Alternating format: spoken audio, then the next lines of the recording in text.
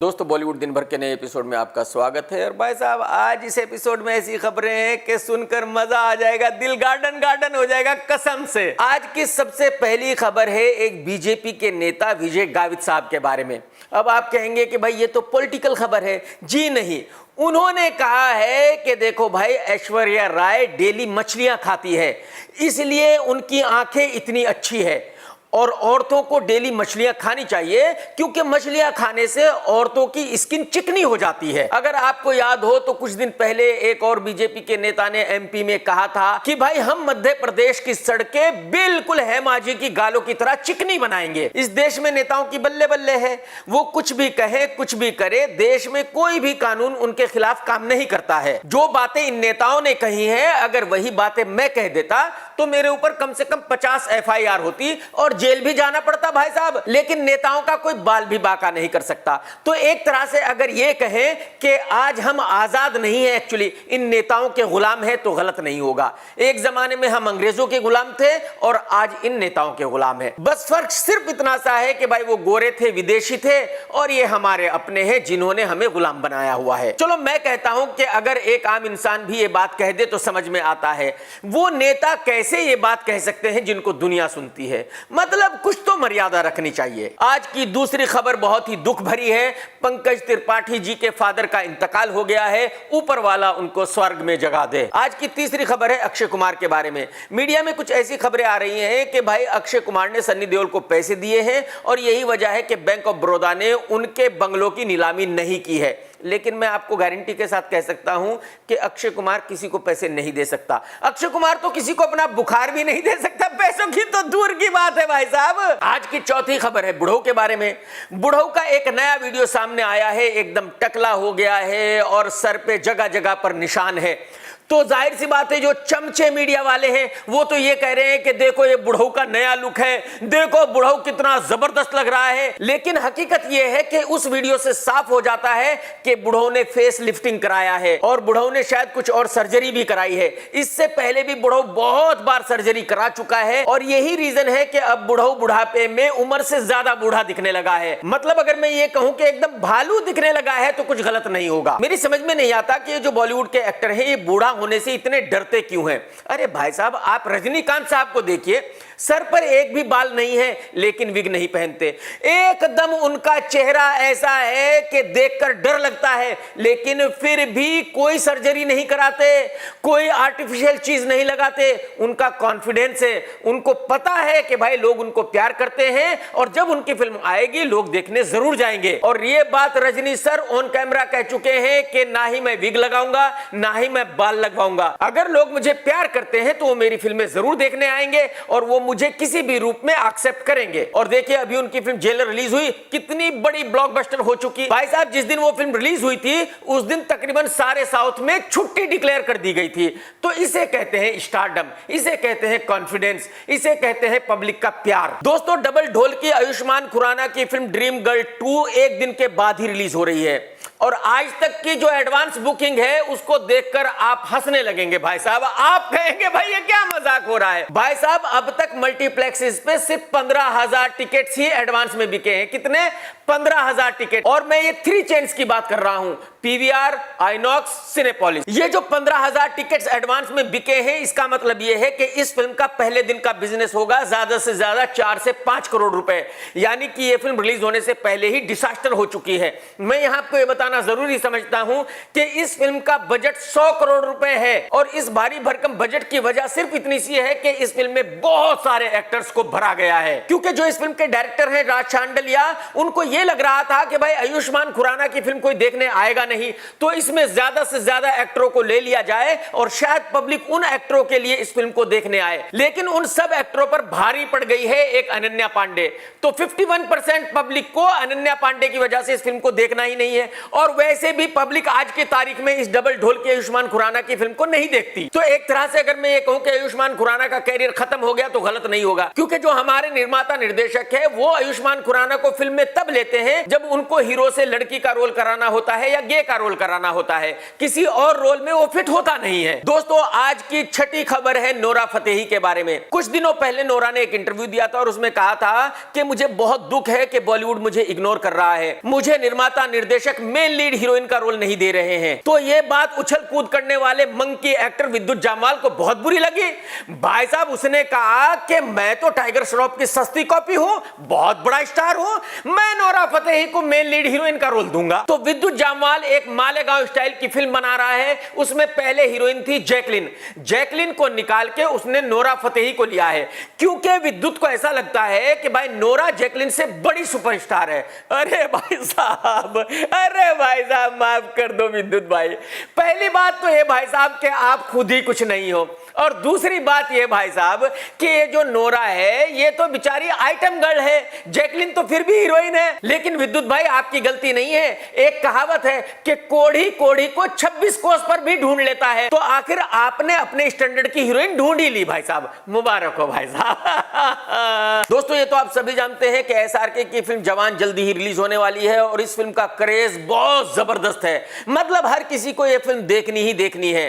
इस फिल्म को sensor certificate मिल गया है, यूए सर्टिफिकेट मिला है, लेकिन इस फिल्म की लंबाई है तकरीबन 2 घंटे 50 मिनट और 20 मिनट के एडवर्टाइजमेंट होते हैं, तो कुल मिलाकर यह फिल्म 3 घंटे से ज्यादा की हो गई है। तो मेरे हिसाब से ये बहुत ज्यादा लंबी फिल्म है। लेकिन मैं यहां आपको याद दिलाना चाहूंगा कि पठान भी इतनी ही लंबी फिल्म थी और उसको भी लोगों ने देखा, वो फिल्म भी ब्लॉकबस्टर हुई। तो अगर पठान ब्लॉकबस्टर हो सकती है, अगर गदर जो इतनी ही लंबी फिल्म है वो ब्लॉकबस्टर हो सकती है, तो फिर जवान ब्लॉकबस्टर क्यों नहीं हो सकती? भाई साहब आज की तारीख में कुछ भी हो सकता है। देखो मैं तो भविष्यवाणी करूंगा नहीं, मेरा ऐसा मानना है कि जब घटिया फिल्म केजीएफ 2 500 करोड़ रुपए का बिजनेस कर सकती है, जब गदर 2 जैसी वाहियात घटिया फिल्म 500 करोड़ रुपए का बिजनेस कर सकती है, तो भाई साहब कोई भी फिल्म कुछ भी बिजनेस कर सकती है। मुझे भविष्यवाणी नहीं करनी है, बात खत्म। दोस्तों आज की 8वीं खबर है बटले हीरो आमिर खान के बारे में। कुछ दिन पहले कहीं एक किताब का लॉन्च किया जा रहा था और वहां आमिर खान की पूरी फैमिली थी। अब आप कहेंगे कि भाई साहब उनकी फैमिली कहां है,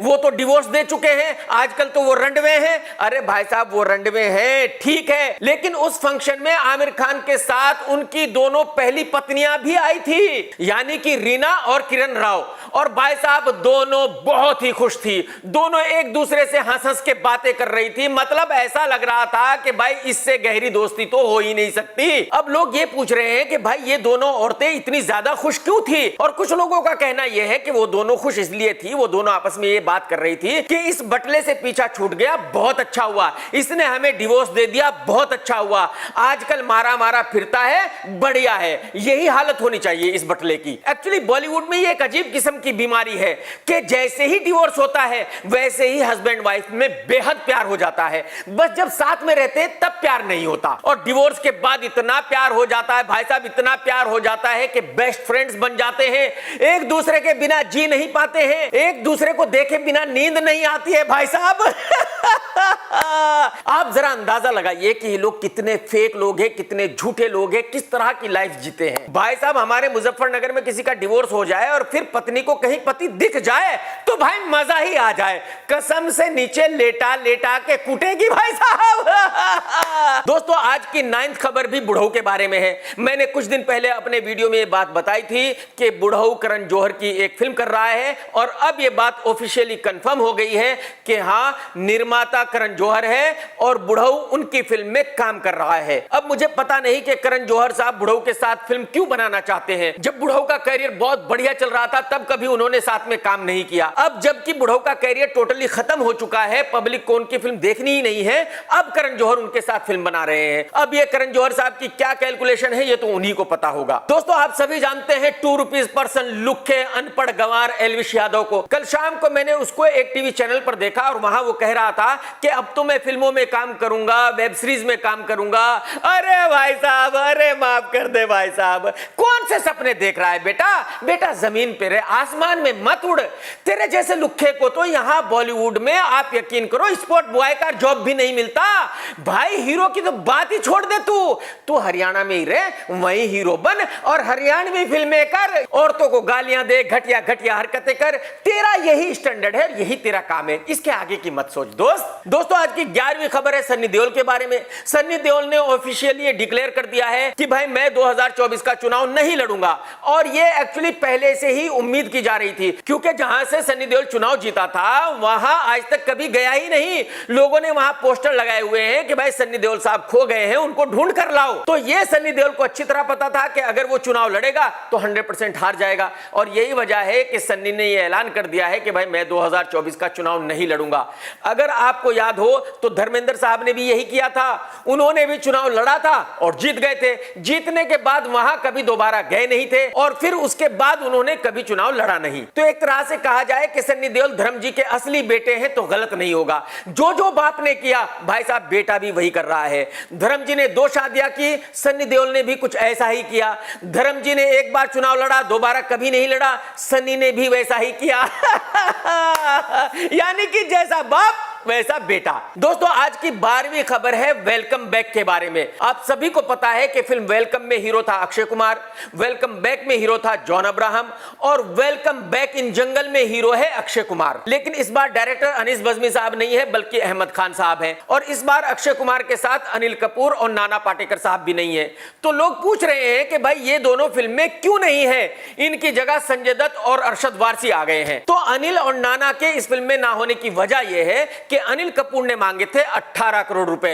अनिल कपूर ने कहा कि भाई 1 पैसा कम नहीं लूंगा, 18 करोड़ रुपए ही लूंगा, लेना है तो लो, नहीं लेना है तो मत लो। और जब अनिल ने 18 करोड़ रुपए मांगे तो जाहिर सी बात है नाना को भी अच्छे पैसे मांगने थे। नाना ने मांगे 6 करोड़ रुपए कि भाई 6 करोड़ रुपए मिलेंगे तो मैं फिल्म करूंगा, नहीं तो नहीं करूंगा। लेकिन अगर अनिल कपूर होगा तभी नाना पाटेकर भी होगा, जब अनिल कपूर नहीं है तो नाना पाटेकर भी नहीं हो सकता। तो अब इन दोनों की जगह फिल्म में संजय और अरशद को लिया गया है। देखिए अहमद खान साहब मेरे भाई हैं और ऊपर वाला करे कि उनका अच्छा ही हो, उनकी फिल्म सुपर डुपर हिट हो, लेकिन मैं पर्सनली ऐसा मानता हूं कि प्रोजेक्ट सही नहीं जा रहा है। अगर फिल्म में अनिल और नाना नहीं है तो मेरे ख्याल में फिर फिल्म का मजा नहीं रह जाता है। नाम भी कुछ अजीब है, वेलकम इन जंगल।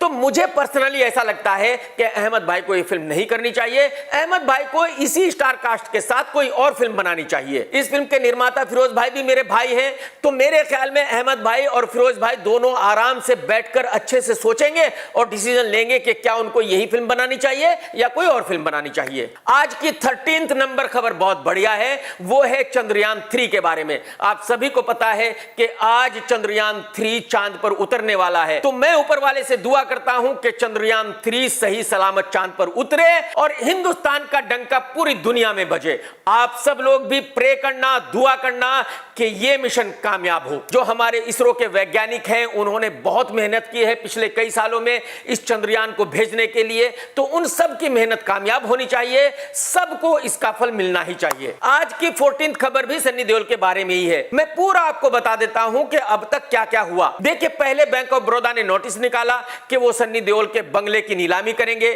फिर अगले दिन बैंक ऑफ बड़ौदा ने कहा कि नहीं, वो नोटिस तो गलती से छप गया था, हम नीलामी नहीं कर रहे हैं। फिर खबर आई कि अक्षय कुमार सन्नी देओल को पैसा दे रहा है। फिर अक्षय कुमार ने ऑफिशियली कहा कि नहीं, मैंने कोई पैसे नहीं दिए। उसके बाद लोगों ने कहना शुरू किया कि सन्नी देओल के पास तो बहुत पैसे हैं, सन्नी देओल तो बहुत अमीर है, सन्नी देओल को 50-60 करोड़ रुपए से क्या फर्क पड़ता है। और कुछ लोग सन्नी देओल को बदनाम करने की कोशिश कर रहे हैं, इसलिए उन्होंने जानबूझकर वो नोटिस अखबारों में छपवाया था। हालांकि हकीकत यह है कि ये बिल्कुल गलत है। एक्चुअली बैंक ऑफ बड़ौदा ने ही वो नोटिस छपवाया था, लेकिन उसके बाद सन्नी देओल ने बैंक ऑफ बड़ौदा से बात की और उसने कहा कि भाई मैं आपका सेटलमेंट कर रहा हूं, आपको ये सब करने की जरूरत नहीं है। और सन्नी देओल ने ऑफिशियली एक स्टेटमेंट जारी किया और उसमें कहा कि भाई बैंक ऑफ बड़ौदा का जो भी लोन है मैं उसको सेटल करने की कोशिश कर रहा हूं और जल्दी ही उसको सेटल कर दूंगा। बैंक ऑफ बड़ौदा को मेरा बंगलो नीलाम करने की जरूरत नहीं पड़ेगी। तो हकीकत यह है कि सन्नी देओल ने बैंक ऑफ बड़ौदा से पैसा लिया हुआ है। हकीकत यह है कि बैंक ऑफ बड़ौदा ने जो नोटिस छापा था वो सन्नी देओल पे प्रेशर डालने के लिए छापा था। हकीकत यह है कि सन्नी देओल को बैंक ऑफ बड़ौदा का पैसा देना ही पड़ेगा। दोस्तों अगर आपने अब तक मेरा चैनल सब्सक्राइब नहीं किया तो कर लो भाई साहब, और घंटी दबा दो यार। आप घंटी नहीं दबाओगे तो आपको नोटिफिकेशन नहीं मिलेगा जब मैं नया वीडियो डालूंगा। और भाई साहब अगर आपने वीडियो देखा है तो लाइक करना बिल्कुल मत भूलना, लाइक जरूर कर देना यार। आप लाइक कर देते हो ना तो मजा आ जाता है भाई साहब। भाई साहब कमेंट्स करके जरूर बताना कि आज का एपिसोड आपको कैसा लगा। टेक केयर दोस्तों, bye bye, tata, love you, सत्यमेव जयते।